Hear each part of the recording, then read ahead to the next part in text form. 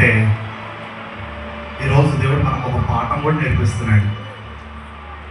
నశించిపోకుండా మారు మనసు పొందాలయ్యా అంటే రాకడ సందేశాలు తెలిసిన నేర్చుకున్న మనం ఎంత భయంకరంగా ఆయన యొక్క ఉగ్రత, ఆయన కోపం ఉంటుందో నేర్చుకున్న మనం నశించిపోతున్న వారికి ఏం చేయాలి? ఏం చేయాలి? తెలియపరచాలి.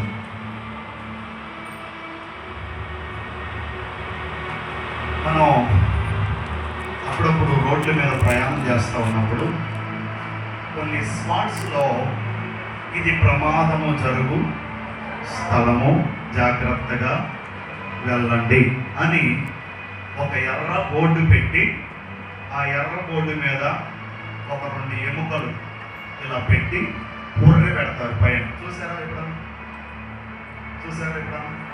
ఎందుకు పెడతారు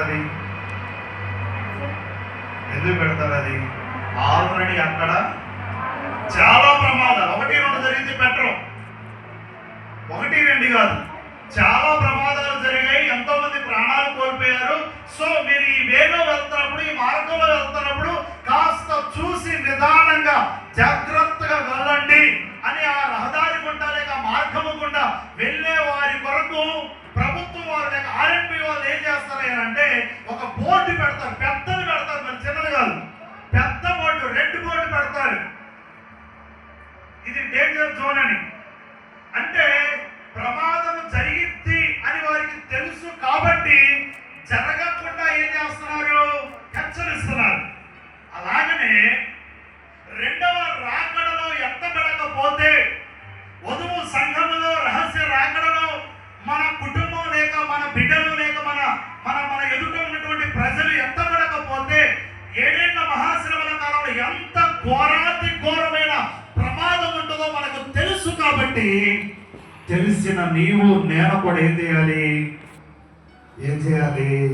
మారు మనస్సు పొందండి. మీరు నశించుకోవడం మా దేవుని చిత్తము కాదు.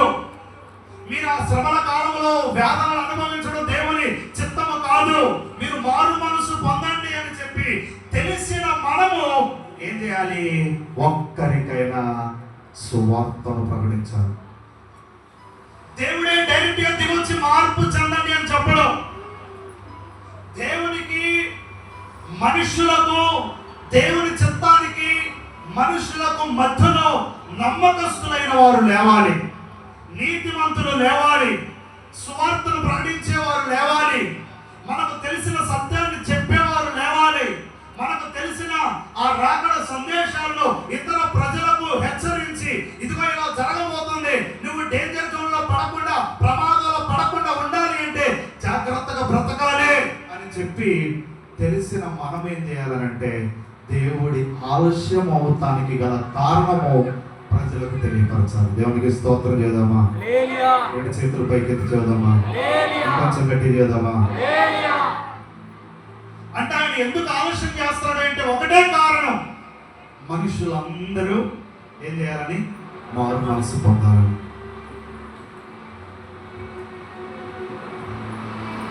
మారు మనసు పొందాలి. బాప్తిసం లేని వారు ఎప్పుడు పొందుతారు మీరు మారు మనసు? బాప్తిసం తీసుకున్న వాళ్ళు బాప్తిసం తీసుకున్నప్పుడు ఏదో ఆవేశంలో నేను మారు మనసు పొందాను నా భ్రమలో ఉండి ఇంకా దేవుడు రావట్లేదులే, నాకేం కావట్లేదులే, నేనేం చేసినా నన్ను ఏమి ఎవరు అనట్లేదులే, నా భార్య, నా భర్త, నా పిల్లలు, నా తల్లిదండ్రులు పట్టించుకోవట్లేదు అని ఇష్టానుసారంగా మారు మనసు పొందానన్న పేరు కలిగి మారు మనసు లేకుండా బ్రతుకుతున్న దేవుని పిల్లలారా ఒకసారి ఆలోచించండి. దేవుడు ఎందుకు రాకుండా ఆలస్యం చేస్తున్నాడంటే మన హృదయం పూర్తిగా ఏమవ్వాలి? మార్పు చెందాలి, మారు మనసు రావాలి. అందుకనే దేవుడు ఏం చేస్తూ ఉన్నాడు అంటే ఆలోచన చేస్తూ ఉన్నాడు. అక్కడ ఒక అద్భుతమైన మాట చెప్పాడు. మీకు అక్కడ చదివేటప్పుడు ఒకసారి 15వ వచనం చదువుతాను. ప్రకటన గ్రంథం 22:15.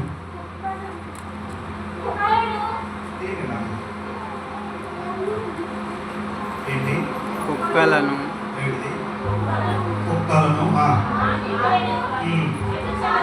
మాంత్రికులను, వ్యభిచారులను, నరహంతకులను, విగ్రహారాధికులను, అబద్ధమును ప్రేమించి జరిగించు ప్రతి వాడును వెలుపట నుందురు. చాలు. అక్కడ ఫస్ట్ వర్డ్ ఏముంది? కుక్కలను. అంటే దాని అర్థం ఏంటి? కుక్కలు కూడా పరలోకి వెళ్తాయా? కుక్కలు కూడా నరకానికి వెళ్తాయా? కాదు కాదు. కుక్కలు అని అంటే దాని అర్థం ఏంటంటే, కుక్క తోక ఎప్పుడు నువ్వు ఎంత తిన్నగా చేయాలని చూసినా ఉంటుందా? వారు కర్ర పెట్టినా, సువ పెట్టినా ఉంటుందా? దాని తోక ఎప్పుడు వంకర. అంటే దాని అర్థం ఏంటంటే, ఆ కుక్క లాంటి వంకర తోక స్వభావం కలిగిన మానవులని అర్థం. అది మొత్తం రాయలేక అర్థం చేసుకుంటారు కానీ దేవుడు కుక్కలను అనేటువంటి ఓడు వాడాడు అక్కడ. ఇప్పుడు ఆ మాట ఎవరికి చెందింది? ఆ మాట ఎవరికి చెందింది? ఎవరికి చెందింది? మనుషులందరికా బాప్తిసం పొందిన వారికా? ఇప్పుడు దేవుని నమ్ముకోవడం వల్ల తోకెట్ట వంకరే. కానీ అక్కడ కుక్క అనే మాట వాడాడు అని అంటే ఎవరి వరకు? అది వారు మనసు పొందిన వారి వరకే. అంటే మీ బ్రతుకులు ఇంకా ఎలా ఉన్నాయి? అప్పుడు కుక్కలాగా వంకర టింకరగా, నిలువుగా, నిటారుగా, పరిశుద్ధంగా, నీతిగా, యథార్థంగా, పవిత్రంగా, సాక్ష్యాన్ని కాపాడుకోకుండా జీవించారనుకోండి, మీరు దేంతో సమానం? కుక్కతో సమానం. అంటే దాని అర్థం ఏంటంటే, దాని తోక ఎలాగైతే వంకరో, అది ఎలాగైతే ఇటు గద్దెత్తే మళ్ళీ మనకు బాగానికి వస్తుందో గద్దెస్తాం, మళ్ళీ మనోడు బాగానే వాక్యం చెప్తారు, మన ఆపరికైనా తప్పు చేయకూడదు అనుకుంటాం. అలా అయ్యారు పోగానే గుడి దాటగానే అదే బాట, అదే నడవడి, అదే మాట, అదే చూపు, అదే కోపం, అదే ద్వేషం, అదే పక్ష, అదే ప్రతీకారం. అలాంటి వాళ్ళు ఏమన్నాడు దేవుడు అక్కడ? కుక్కలంటే కుక్కలు అనుకోబాకండి, ఆత్మహత్య దేవుడు పెట్టాలి. ఎందుకు ఆలస్యం చేస్తున్నాడంటే, అలాంటి స్వభావం కలిగిన వారు విగ్రహారాధికులు దాదాపుగా ఎవరు పోవట్లేదని నేను అనుకుంటున్నాను. మొన్నటిదాకా ఒక అడవుడు జరిగింది. నేను ఎందుకు హెచ్చరించలేదంటే, మనిషికి ఒక మాట గొడ్డుకోదప్ప, మనిషికో మాట గొడ్డుకోదప్ప, చక్రైకి మనిషికో మాట దెబ్బ. మనిషికి ఒకసారి చెప్తే గుర్తుండిపోయింది. గొడ్డికి ఒక దెబ్బ అన్నారు, ఒక దెబ్బ కొట్టిన అది మాట ఎంతో కదా. ఎట్లా రాశారు తెలియదు సామెత, ఒక దెబ్బ కొడితే ఎంతో. అందుకని నేను కూడా వద్దాకలు ఆ టాపిక్ తీసుకొచ్చిన బాగోదులని చెప్పి చెప్పలే. దాదాపు ఎవరు వెళ్ళలేదని అని అనుకుంటున్నా నేను. మా డీజల్ అడుగుకోవాలి, నాకు అర్థం కాదు. మనిషి ప్రేమించుకోవడం తెలుసు, తల్లిదండ్రులు పిల్లలను ప్రేమించడం తెలుసు, పిల్లలను తల్లిదండ్రులు ప్రేమించడం తెలుసు, సేవకుని విశ్వాసులు ప్రేమించడం తెలుసు, విశ్వాసుల్ని సేవకుడు ప్రేమించడం తెలుసు. అబద్ధాన్ని ప్రేమించలేదు నాకు అర్థం కాదు. అంటే దాని అర్థం ఏంటంటే, నిజంగా అబద్ధపు మాటలు విని ఆ అబద్ధపు మాటల ప్రకారం నడుచు వారు వెళ్ళిపోతారు. అర్థమవుతుంది కదా? అబద్ధము ప్రేమిస్తారట. అంటే అది ఎంత నిజమో, అది ఎంత సత్యమో, అది అవునా కాదా, నిజమా అబద్ధమా అని తెలుసుకోకుండానే వెంటనే దాన్ని ఏం చేసేస్తారంట, మనకిష్టమైన ఇప్పుడు చింతల్ని తీసుకొని మీరు ఏం చేస్తారు? ఓకే ముద్దులు పెట్టుకుంటారు. ఎందుకని? ప్రేమగానే ఆలోచించుకుని టక్కున ఏం చేసేస్తాం? నమ్మేస్తాం. అలాంటి వారు కూడా పరలోక రాజ్యంలో ఉండరంట. అంటే ఒక్క స్వభావం కలిగినటువంటి వారు. అంటే ఎన్నిసార్లు వాక్యం చెప్పినా, ఎన్నిసార్లు దైవ సేవకు చెప్పినా, దేవుడు ఏడవుతుంటావు ఇప్పుడు వచ్చినప్పుడు చూద్దామని, మార్పు చెందుదామని ఒక్క తాక వంకర ఆడించుకుంటూ తోకాడించుకుంటూ తిరిగేవారు. మాంత్రికులు, అబద్ధికులు, విగ్రహారాధికులు, అబద్ధమును ప్రేమించేవారు, వీళ్ళందరూ కూడా వెంపలు వేయబడతారు. కానీ ఒకటి, నేను ఇంకా ఆలస్యం చేస్తున్నానంటే అందరూ ఏం పొందాలి? అందరు చెప్పాలి, అందరూ ఏం పొందాలి? ఇప్పుడు ఒక క్లారిటీ వచ్చిందా? దేవుడు త్వరగా వస్తానన్నాడు, ఎందుకు రావట్లేదు? ఒకరు వస్తే ఏం జరిగింది? మన ఇంట్లో సగానికంటే పైన ఇంటికి ఒకరే ఎత్తబడతారు, లేదా ఇంటికి ఇద్దరే ఎత్తబడతారు, లేదా ఇంటికి ముగ్గురే ఎత్తబడతారు. మరి మిగిలిన పరిస్థితి ఏంటి అంటే, అందరూ కుటుంబాలుగా అందరూ పరలోక రాజ్యానికి సిద్ధపడి మారు మనసు పొంది పశ్చాత్తాపడి నశించిపోకుండా ఉండాలని దేవుడు ఆలోచన చేస్తున్నాడు. దేవునికి స్తోత్రం చేద్దామా? ఇంకొంచెం గట్టి చేద్దామా? తల్లారా, మీరు బలలో చేతులు వేయాలని దేవుడు ఆలోచన చేస్తున్నాడు. మీరు బాప్తిసం పొందాలని దేవుడు ఆలోచన చేస్తున్నాడు. మన భర్తలు మారాలి, మన పిల్లలు మారాలి, వారు కూడా దేవుని మందిరానికి రావాలి. ఓ పనులో లేకపోతే డ్యూటీలో ఆదివారం కూడా పరిగెత్తకుండా దేవుణ్ణి తెలుసుకోవాలి, దేవుని ఆలస్యంలో ఉన్న రహస్యాన్ని కనిపెట్టాలి అని చెప్పి దేవుడు ఏం చేస్తున్నాడంటే ఆలస్యం చేస్తున్నాడు. మరి నీ పాత్ర ఏంటి? మనం ఏం చేయగలుగుతున్నాం? దేవుడి చట్టం మనకు అర్థమైంది. దేవుడు ఎందుకు ఆలస్యం చేస్తున్నాడో మనకు అర్థమైపోయింది. దేవుడు ఎందుకు ఇచ్చిన మాట కొంచెం వెనకాడుతున్నాడో మనకు అర్థమైపోయింది. అందరూ మారు మనసు పొందాలి, ఎవరు నశించిపోకూడదని. మరి నువ్వు ఎంతమందిని రక్షిస్తున్నావు? నువ్వు ఎంతమందిని మందిరానికి నడిపిస్తున్నావు? ఎంతమందిని దేవుని దగ్గర చేరుస్తున్నావు? ఒక మాట చదువుకుందాం రండి. యాకోబు రాసిన పత్రిక ఇటు ముందుంట తీయండి. యాకోబు రాసిన పత్రిక పేజ్ నెంబర్ 213, 5వ అధ్యాయం. యాకోబు రాసిన పత్రిక 5వ అధ్యాయం 19-20 వచనాలు చదువుకుందాం. 213.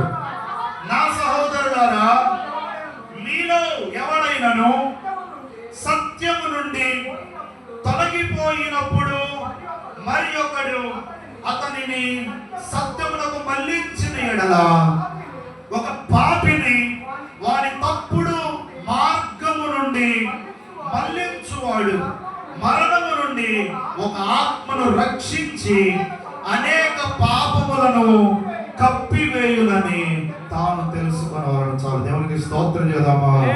ఇంకొంచెం గట్టి చేద్దామా? రెండు చేతులు పైకెత్తి చేద్దామా? దేవుని బిడ్డలారా, జాగ్రత్తగా వినండి. ఇక్కడ దేవుడు అద్భుతమైనటువంటి మాట చెప్తా ఉన్నాడు. ఒక మనిషిని నువ్వు మందిరానికి నడిపిస్తున్నావు అని అంటే దాని అర్థం ఏంటో తెలుసా? సంఘము సంఖ్య పెంచడం కాదు, లేకపోతే మందిరంలోనికి వారిని తీసుకొచ్చి కూర్చోబెడుతున్నామని కాదు, లేకపోతే అయ్యగారికి ఒక 10 రూపాయలు 50 రూపాయలు కానుక వస్తుందని కాదు, లేకపోతే మందిరంలో పెద్ద సంఘం అనే పేరు వస్తుందని కాదు. ఒక మనిషిని ఎందుకు రక్షించాలి? ఒక మనిషిని మందిరానికి ఎందుకు నడిపించాలి అంటే, మరణము నుండి అనగా నిత్య నరకము నుండి వారిని తప్పించడానికి ఎక్కడికి నడిపించాలంట? సత్యములోనికి నడిపించాలి. దేవునికి స్తోత్రం చేద్దామా? అందరం గట్టి చేద్దామా? గట్టి చేద్దామా? వాడి పాపముల నుండి తప్పించడానికి, వాడి రోత బ్రతుకు నుండి తప్పించడానికి, మరణములకు దగ్గర అవుతున్న, పాతాళానికి దగ్గర అవుతున్న, నరకానికి దగ్గర అవుతున్న అతని ఆత్మను నువ్వు కాపాడుతున్నావు. దేహమును కాదు. దేన్ని కాపాడుతున్నావు? చెప్పాలి. దేన్ని కాపాడుతున్నావు? ఆత్మను కాపాడుతున్నావు. అంటే మనం ఒకరిని మందిరానికి నడిపించాము అంటే ఆ ఆత్మను ఎక్కడికి సిద్ధపరుస్తున్నాము? చెప్పాలి. ఎక్కడికి సిద్ధపరుస్తున్నాము? పరలోకానికి సిద్ధపరుస్తున్నాం. పాపము నుండి తప్పిస్తున్నాం, నాశనం నుండి తప్పిస్తున్నాం. అందుకని నేను ఎప్పుడూ ఒక మాట చెప్తాను, మందిరానికి రావడం అంటే పరలోకానికి సిద్ధపడడం, మందిరానికి దూరం అవడం అంటే నరకానికి దగ్గర అవడం. మందిరానికి రావడం అంటే పరలోకానికి దగ్గర అవడం, మందిరానికి దూరం అవడం అంటే నరకానికి దగ్గర అవడం. ఇక్కడ అదే చెబుతున్నాడు. సత్యం నుండి తొలగిపోయిన వారు అనేకులు ఉన్నారు. నీకు సత్యం ఏంటో తెలిసింది, ఏం జరగబోతుందో తెలిసింది. నీ భర్త ఒకవేళ విడవ పెడితే, నీ పిల్లలు ఒకవేళ విడవ పెడితే, నీ భార్య ఒకవేళ విడవ పెడితే, నీ మనవరాలు విడవ పెడితే, వారి కేకలు బొబ్బలు రొమ్ము కొట్టుకొని ఏడవడం, పండ్లు కొనుక్కోవడం ఎంత భయంకరంగా ఉంటుందో. వారి వేలి కొనను నేలలో ముంచి నా నాలుక చల్లార్చడానికి పంపించు అని